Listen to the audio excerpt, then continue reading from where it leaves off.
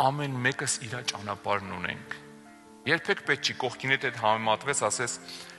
նայում սրա դիրքին, սրա օծությանը, սրա հաջողություններին։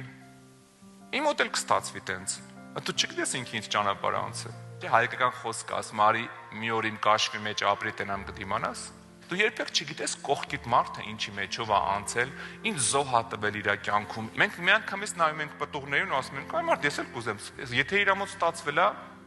դու միանգամից տեսնում ես այն ինչ որ իր մոտ ստացվել է։ Դու միանգամից տեսնում ես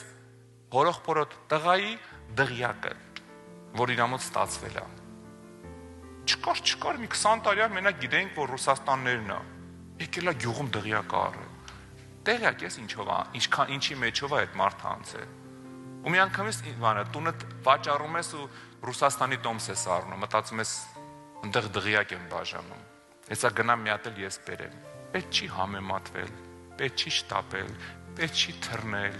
Ամեն մարդ ունի